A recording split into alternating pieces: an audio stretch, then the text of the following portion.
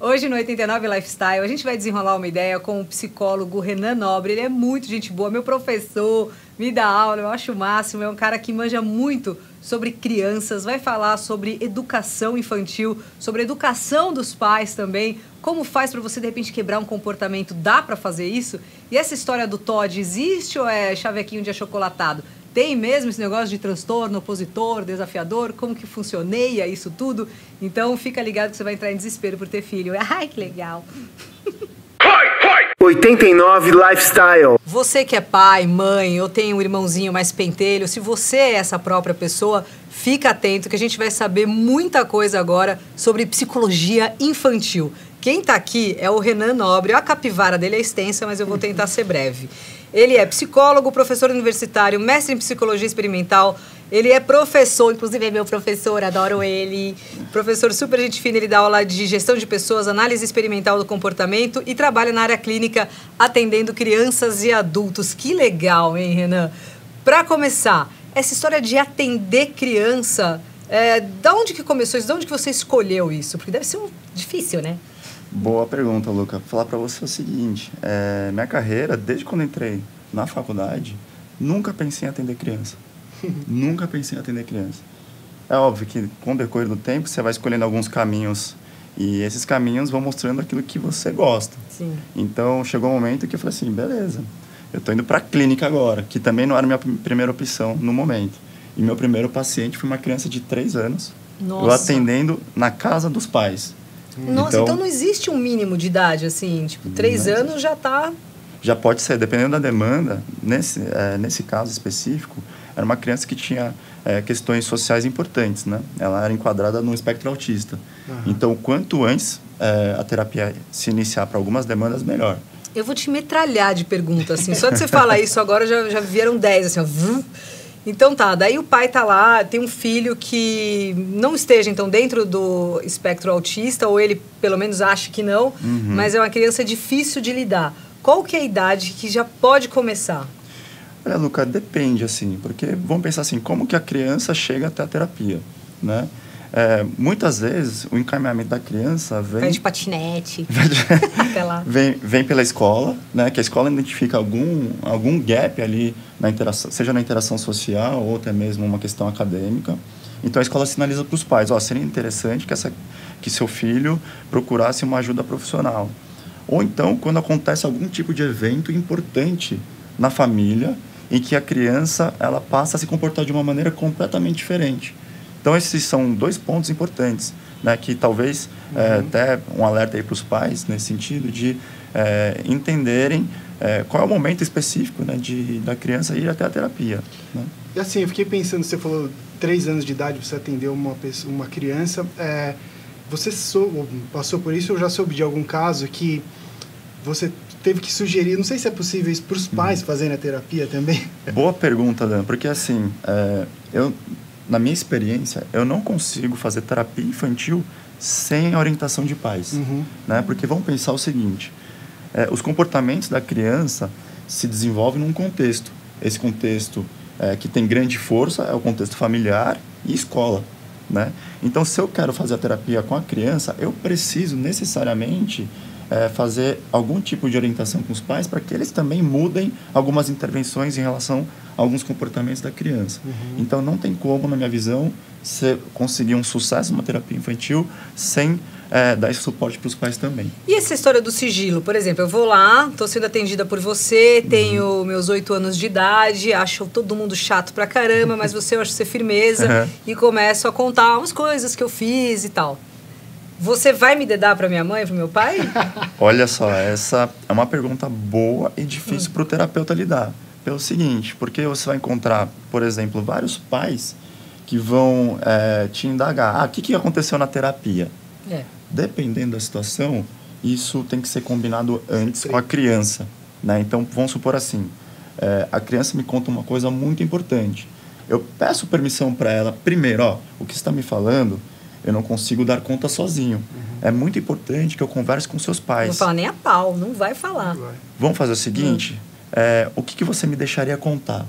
Porque ainda, que legal, gente! Tem um jogo ali legal, né? Uma troca de ideia. Isso é importante, porque assim, primeira coisa que a gente tem que pensar, o vínculo ali com a criança. Se você quebra o vínculo, você perde boa parte do processo terapêutico. É uma relação de confiança que você tem que estabelecer desde o primeiro dia, praticamente. E o pai não pode te obrigar, desculpa, fala. Não, eu ia falar assim, que essa questão do vínculo, vamos pensar assim, a criança ela vem na terapia, por quê? Muito por conta dos pais.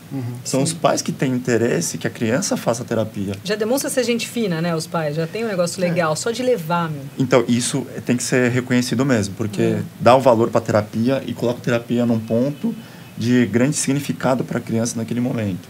Então, é importante esclarecer essa questão. A criança, ela vem para a terapia, não é por conta dela mesma, não é interesse dela. Então, já é um trabalho maior para o terapeuta planejar um contexto para que ela se sinta à vontade. Porque pensem em vocês trocariam, por exemplo, algo que vocês gostem muito na semana para ir na terapia, para conversar com um cara que você não conhece? Trocar, assim, ainda mais novo. É que a gente já faz terapia há 50 anos. Depois de eu faço o contrário, mas depois de adulto e velho. Depois de uma compreensão, né? Então, esse é um ponto, porque assim, muitas vezes a gente tem que decidir quando vai acontecer o atendimento da criança, pensando na rotina dela. Não dá, por exemplo, se a gente for... Eu tenho alguns pacientes que adoram jogar futebol e fazem escolinha. Você colocar terapia no lugar da escolinha de futebol, você já perde. Você já está perdendo por si só a criança ali naquele momento, porque você está concorrendo com algo que é mais gratificante a princípio. Né? Então, isso tem que ser pensado com os pais também. A gente tem uns estudos que falam que hoje em dia a adolescência vai até mais tarde em alguns casos, que tem gente que não sai da casa dos pais e ficam ali. Até que idade é considerado criança? Existe uma... Olha, você vai buscar, por exemplo, na OMS, que determina a infância vai até os 11 anos, se eu não me engano. Salvo engano meu, acho que é isso. Mas pode ir até os 30, dependendo de Dependendo de como a pessoa vai se desenvolvendo, obviamente, né? Que você tem alguns comportamentos que vão ganhando força ao longo da história de vida dessa pessoa que se enquadrariam muito bem numa infância, né? Que a gente entenderia assim. Mas essa é uma questão importante, porque hoje em dia eu atendo bastante adolescente ou pré-adolescente, ou que está entrando na puberdade. Sim. E aí tem um conflito muito grande, principalmente em relação aos pais, em como lidar com essa transição, né, da infância para a adolescência. Porque a partir do momento que você percebe o teu filho mudando, né, em termos de comportamento, etc. e tal, a relação muda. A relação pai-filho tem que mudar. Né? Você tem que dar mais responsabilidade para o seu filho, você tem que desenvolver autonomia nele, que é a mudança exatamente da infância para a adolescência. Apesar de você, na infância, você ter os pais ali dando suporte para tudo, né? Resolvendo problema, atendendo necessidades e desejos, que é importante nessa fase, que você produz um contexto emocional saudável e sadio, na mudança para a adolescência, os pais perdem um pouco a mão, na maioria das vezes, por não entender quando que eu tenho que dar mais autonomia para o meu filho, quando que não. Então, esse é um aspecto bem importante.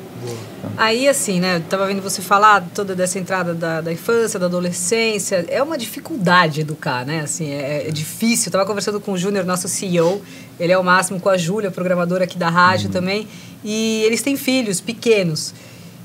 E eles falaram assim, pergunta para ele, existe algum jeito de, por exemplo, quebrar um comportamento da criança? Se ela, sei lá, fica muito no celular, ou se ela come muito doce, como que quebra esse comportamento? Boa pergunta, Luca. Vou fazer um início de resposta que é a seguinte. Vamos tentar entender o comportamento como algo que a pessoa faz, uma ação que ela faz e produz uma consequência, tudo bem?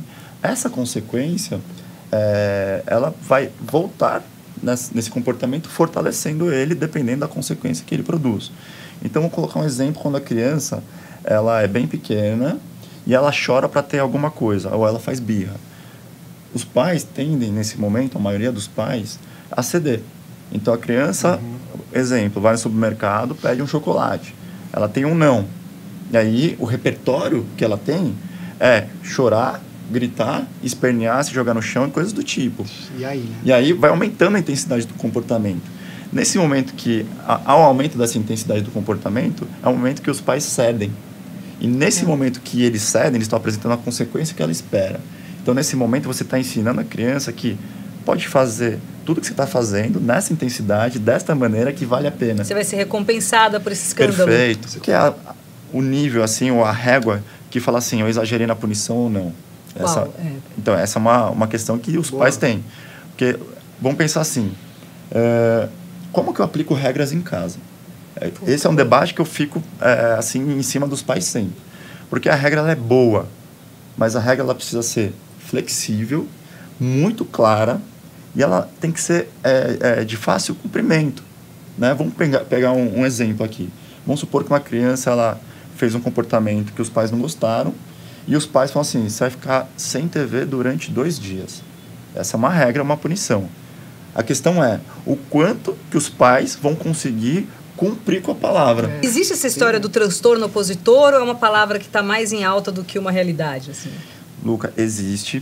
E assim, é um tipo de demanda de difícil manejo. Né?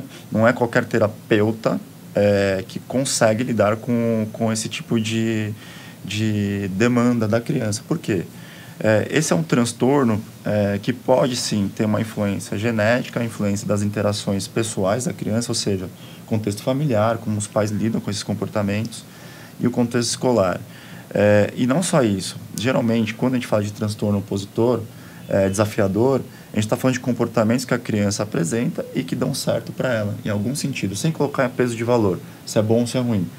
Se o comportamento ele está ali acontecendo é porque ele funciona de alguma forma. Hoje em dia, você pega uma criança que é hiperativa, por exemplo, os pais já pensam que ele se enquadra nesse contexto. Né? Um diagnóstico assim... É quase que tomar água da torneira. Né? Então, assim, toda criança é opositora, toda criança tem DDA, toda criança é bipolar. Então, essa cautela é importante para nós, porque assim, todas as crianças vão apresentar, em algum momento, esses tipos de comportamento. Hiperatividade, se opor mesmo, que isso é parte do desenvolvimento da criança. Né? Agora, cabe o profissional, em conjunto com outros profissionais, entender qual é aquele tipo de demanda e, a partir daí, definir se é enquadrado num diagnóstico importante como o TOD ou o TDAH, ou se é um comportamento, um padrão de comportamento que você consegue lidar, consegue manejar, manipulá-los, sem precisar de uso de medicamento, etc. e tal. A primeira consulta, como que é? Os pais vão juntos? Tem que ter pai e mãe? Pode ser só um? O filho fica junto já para ver aquela treta toda? Como que funciona? Olha, existe de tudo um pouco, viu, Luca? Porque assim, como que funciona, né? Eu tenho que levar meu filho na primeira sessão?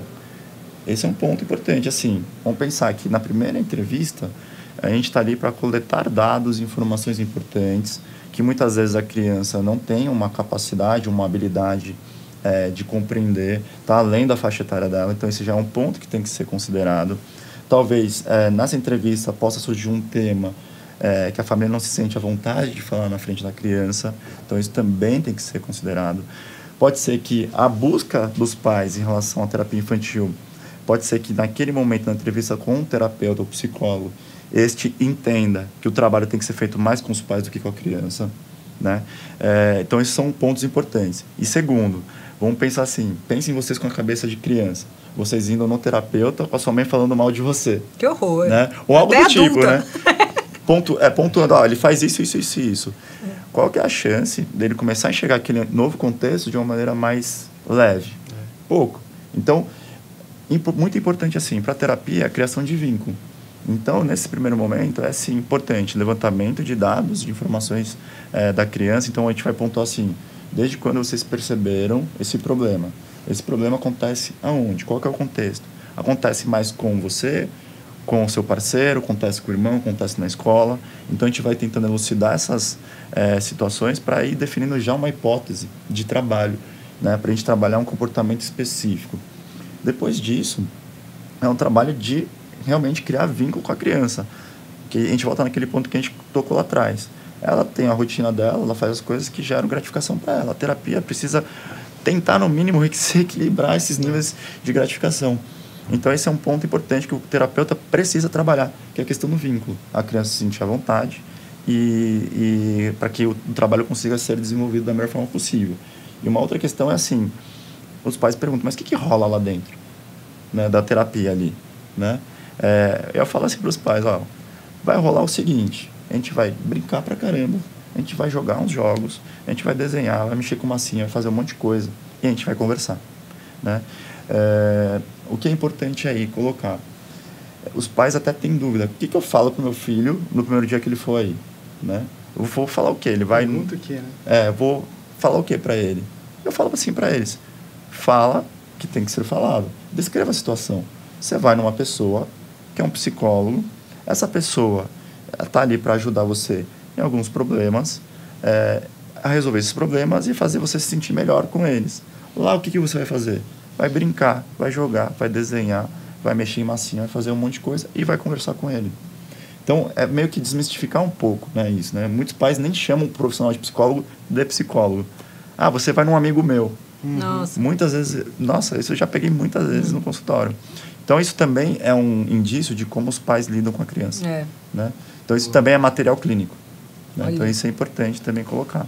Muito legal, Renan. O nosso tempo, infelizmente, não só acabou, como estourou. Acho que foi o mais longo, mas tão legal, assim, de falar. E se deixar, a gente ia ficar aqui mais meia hora. Sei lá, ia acabar a fita VHS aí que tá filmando a gente.